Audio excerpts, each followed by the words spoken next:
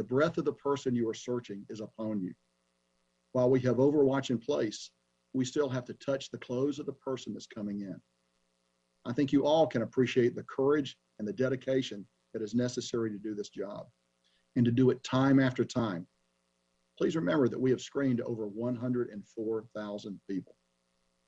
Finally, I'd like to offer my profound condolences to the families of our servicemen and women and Afghan civilians who lost their lives today. We have put more than 5,000 U.S. service members at risk to save as many civilians as we can. It's a noble mission, and today we have seen firsthand how dangerous that mission is. ISIS will not deter us from accomplishing the mission, I can assure you of that. All Americans can and should be proud of the men and women of the armed forces who are facing these dangers head on, with their international partners and all our other friends that are with us. And we appreciate your thoughts and prayers for all our service members who are carrying on this mission today. John, I'm now ready to take questions. Thank you, General. We'll start with Lita. Thank you. General McKenzie, Lita Baldor with AP, thank you for taking the time to do this. Can you give us your assessment of the ISIS threat going forward? What are you seeing on the ground now? Does this cut the evacuation short, do you believe? And are people able to get onto the airport now? And then finally, the president has warned that any attacks against the U.S. would be answered. Will this attack be answered militarily by the U.S.?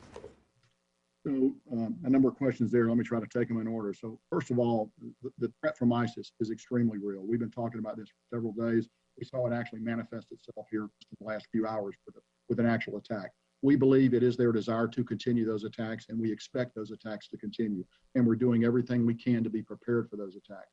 That includes reaching out to the Taliban, who are actually providing the outer security cordon around the airfield to make sure they know what we expect them to do to protect us. And we will continue to coordinate with them as they go forward. We are continuing to bring people onto the airfield. We just brought a number of buses aboard the airfield over the last couple of 3 hours. So we continue to process. We'll continue to flow people out. The plan is designed to operate while under stress and under attack, and we will continue to do that. We will coordinate very carefully to make sure that it's safe for American citizens to come to the airfield. If it's not, we'll tell them to hold, and then we'll work other ways to try to get them to the airfield. But I think our mission remains. We're still committed to flowing people out up until we terminate operations at some point, towards the end of the month. But I think we have the ability actually to do all of those things as we go forward. Let me just come back one moment. And you talked about going after ISIS. Yes, if we can find who's associated with this, we will go after them. We've been clear all along that we're going to retain the right to operate against ISIS in Afghanistan. And we are working very hard right now to determine attribution, to determine who is associated with this cowardly attack, and we're prepared to take action against them. 24/7, we are looking for them. David. General David Martin with CBS. 27 casualties is a terrible number. 12 dead. Could you explain the circumstances of these attacks which resulted in such high casualties for the U.S.? Sure, David. So first of all, you will understand that we're still investigating the exact circumstances. But what I can tell you is this.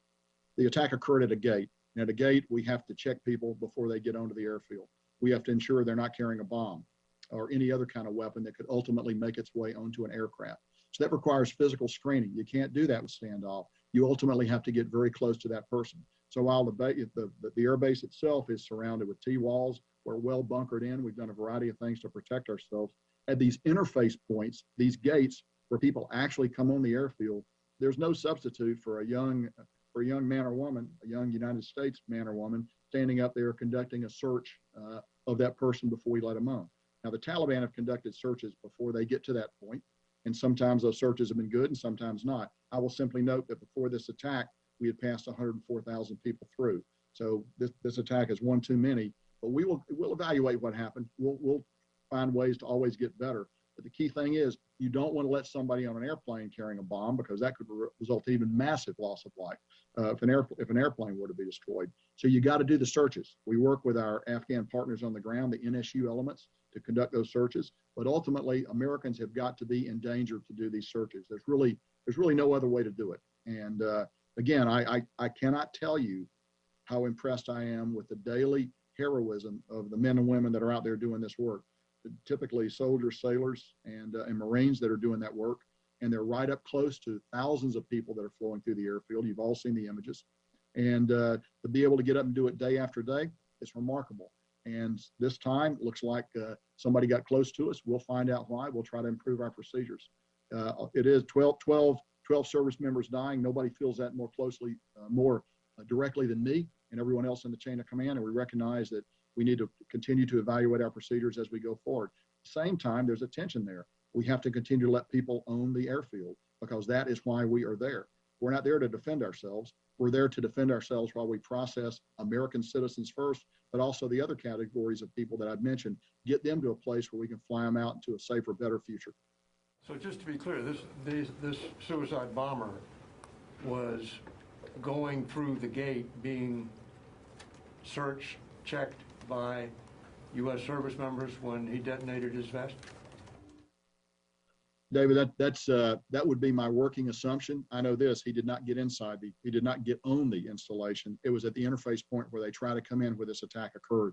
And we just don't know more right now. We're gathering that information. As you will understand, we're investigating that. But right now, our focus really, we have other active threat streams, extremely active threat streams against the airfield. We want to make sure that we've taken the steps we need to take to protect ourselves there. So our focus is on that. Over the next few hours and day or two, we'll learn a lot more about what happened here. And I'm sure we'll be able to share that with you. But right now, our focus is actually going forward, ensuring that another attack of this nature does not occur, because as you know, typically the pattern is multiple attacks. And we want to be prepared and be ready to defend against that.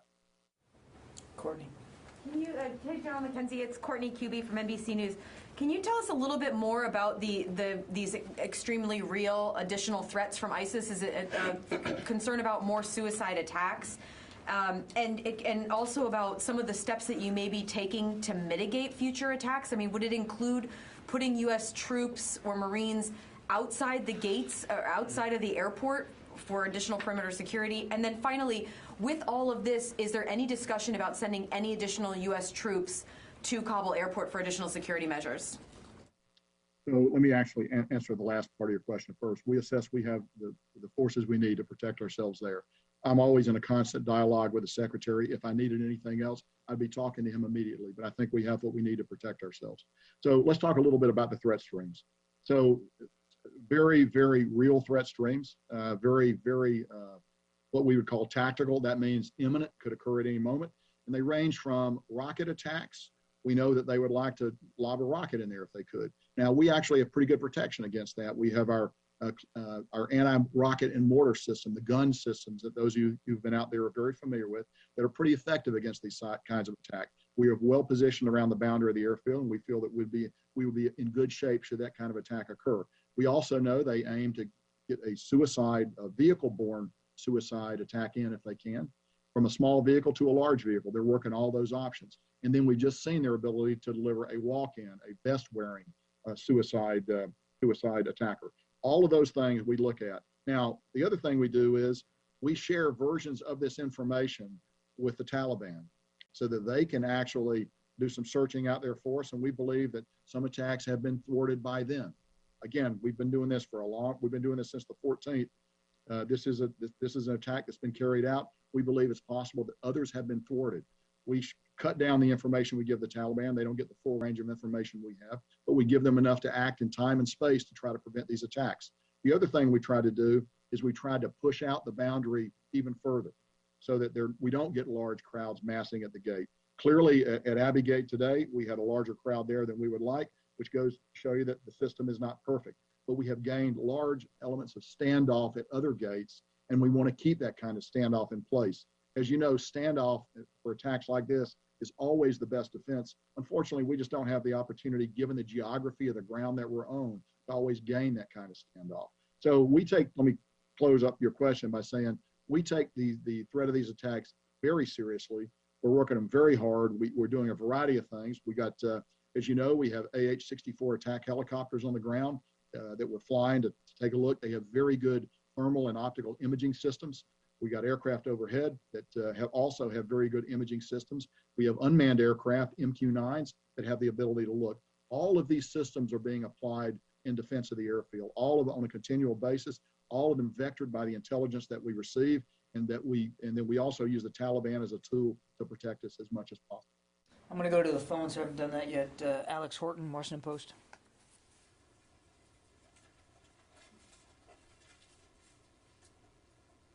Alex, you there? Yep, just unmuting. Hey, General, this is Alex Horton with the Washington Post. Thanks for doing this. Can you give us a sense of where you are in casualty notification for these folks on the ground? How long do you expect it to take, given that it's a large number? And also, can you tell us a little bit about, how the forces have reacted? You said that you introduced a little, probably more standoff at this point, but what are other measures you're taking to increase security after the attack?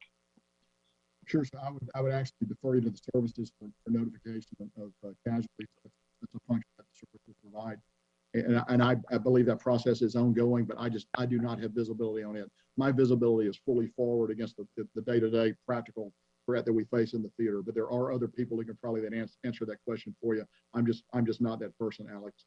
So in terms of practical things that we're doing, okay, again, we've reached out to the Taliban. We've told them you need to continue to push out the security perimeter. We've identified some roads that we would like for them to close. They've identified that they will be willing to close those roads because we assess the threat of a suicide-borne vehicle threat is high right now. So we want to reduce the possibility of one of those vehicles getting close. And so we're actually moving very aggressively to do that. We talked a little bit about the overwatch that we have in place, but I'll review it again. We have our unmanned aircraft, our MQ-9s, and other unmanned drone systems that have very good optical and other means of looking down. So we look at what's happening around the gate. We try to identify patterns, and we got highly trained people that take a look at that. We also have our aircraft that we fly locally, the AH-64s that I mentioned a few moments ago, as well as other manned aircraft that come off the USS, off the carrier that we have off the Makran coast, as well as U.S. Air Force aircraft that we bring up from out of Afghanistan. Everything ranging from F-15s to AC-130 gunships. And as you know, the AC-130 gunship has a very highly capable targeting system, and it's also a very visible platform. And we know from long experience that visible demonstration of these kinds of ISR tends to dissuade the attacker because they know that if we can see them do it, we're going to strike them immediately. So we'll be prepared to do that should it become necessary to defend the base. We're looking very hard. We assess we are in a period of heightened warning right now, and we're working through that as aggressively as we can. Over. Gordon. Yeah, General, Gordon Wolf on the Wall Street Journal. Can you tell us if you think that your recommendation for staying potentially after August 31st would change because of this threat stream? Or are you concerned about the threat stream? And also, the U.S. military and the Taliban have been coordinating very closely on various things. Do you still trust the Taliban, and is it possible that they let this happen? So as to whether or not they let it happen, I don't know. I don't think there's anything to convince me that they let it happen. As to whether or not I trust them, that's not necessarily that's a word I use very carefully. You've heard me say before, it's not what they say, it's what they do. They have a practical reason for wanting us to get out of here by the 31st of August, and that's that they want to reclaim the airfield. We want to get out by that day too, if it's going to be possible to do so. So we share a common purpose. As long as we've kept that common purpose aligned, they've been useful to work with. They've cut some of our security concerns down, and they've been useful to work with going forward. Now, long term, I don't know what that's going to be. I will tell you this: anytime you build a non-combatant evacuation plan like this, and you bring in forces, you expect to be attacked. So we expect, we thought this would happen sooner or later. It's tragic that it happened today. It's tragic there was this much loss of life. We are prepared to continue the mission. I've had a great opportunity to have dialogue with my chain of command on it, and I'm not going to be able to share with you what my advice has been, as you know and understand, Gordon. But I think we can continue to conduct our mission even while we're receiving attacks like this. Over. Eric. Eric Schmidt with the New York Times. Even before today's attack, you were just 4 days or so from leaving. How soon will you have to start diminishing the evacuation flights, if indeed those can continue, to make space and time for the military retrograde, that is the withdrawal of the remaining troops there and their equipment? So Eric, without getting into specifics, I would tell you that the plan is designed to maximize throughput of evacuees, even as we begin to prepare to draw down the force on the ground. So we recognize there's a need to balance the two. So we're not going to get to a point where suddenly we turn off the spigot. It will draw down as we get closer to the end date. It's not useful for me to share that date with you right now when we will begin to draw down those flights, but we will do it at some point. At the same time, I want to emphasize again, the plan is designed to maximize pushing people out, even as we reconfigure the force, continue to defend ourselves, and get ready to bring out our own equipment and ultimately our own military personnel. And General, if I could just follow up on that, will you have to also develop alternative routes beyond those that you already have to get the remaining Americans in Kabul who want to leave safely to the airport? So I would tell you that we have worked over the last week. We have brought in hundreds of Americans by working alternate routes to get them in, by establishing contact with them, by directing them down a steady different ways to get to the airport. Our task force, our JSOC element, does that on the ground very effectively in coordination with Admiral Vaisley, who's the overall commander there. So we continue to do that. That's not something that we're beginning now. We've done that all along, and we will continue to do that up until the last moment. Jennifer. General McKenzie, Jennifer Griffin, Fox News. Can you say, was there one or two suicide bombers at the Abbey Gate? And can you say for certain that it was a male bomber? And can you give us any more details about the second explosion that occurred at Barron Hotel? Was that a VBID? Was that a car bomb? Or was that also a suicide bomber? Finally, there are State Department employees who are side by side with U.S. Marines at that gate. Were there any other U.S. citizens killed in the attack? And why were the Marines so close together that so many were killed in one strike? So we think one suicide bomb at Abbey Gate. Don't know if it was male or female, just don't have that information. Don't know much about the second bomb, except one went off in the vicinity of the Barron Hotel, which, as you're aware, is a deeply bunkered structure. And as far as I know, there were no UK military casualties as a result of that. There may have been Afghan casualties, and I'm sure there were Afghan casualties, but it will take us a little bit of time to actually learn how many Afghans became casualties. While we took some of them on board the installation, many of them were taken to hospitals out in town. So what I see is what I get on open source reporting about the nature of those casualties. But we're trying to gather more information about it. So the last point, I would tell you, I don't know the size of the bomb, and the size of the bomb is directly related to how many people are going to be affected by the blast radius of the weapon. We are going to investigate that. As I've noted before, you're at the interface point there at these gates. Somebody's actually got to look someone else in the eyes and decide that they're ready to come in. And so we'll find out exactly what happened. But beyond that, I would not want to speculate at this time, Jennifer. Thank you. Any other American citizens from the State Department who were killed? None that I am aware of now. Okay, I need to go back to the phones. Laura Seligman. Hi, General. Thanks so much for doing this. A couple questions. First of all, can you tell me, we've heard reports of a third and possibly a fourth attack in Kabul today. Can you confirm those? And then also, can you tell us how exactly are you still conducting these evacuation flights? Are you concerned about manpads and other threats to the aircraft? First of all, indications of other attacks in Kabul, but we have not been able to run that information down. So we see it, we get open source reporting on it, but I can't confirm that there have been other attacks in Kabul away from HKIA today. We continue to take a look at that very hard. I will tell you this, the safety of our aircraft coming in and out is of paramount importance, because obviously you have the opportunity there for 450 or more people to die if you have a significant mishap with the aircraft. We know that ISIS would like to get after those aircraft if they can. We don't believe they have a manpad capable of doing it. They have taken shots at our aircraft on occasion without effect. We think that's going to continue. And we will, but as you know, military aircraft have a variety of self-defense systems. What's more vulnerable actually are the charter aircraft and other aircraft that are coming in that do not have those systems. So we, with our ISR, we look very carefully at the approach pattern and the departure pattern off that runway to see what we, to see if we see any sign of something that might pose a threat to aircraft. That's one of the things that we look at religiously throughout the day and throughout the night as we conduct operations. Because really, the aircraft, the only way we're going to get people out of there. So we are keenly sensitive threats to our aircraft.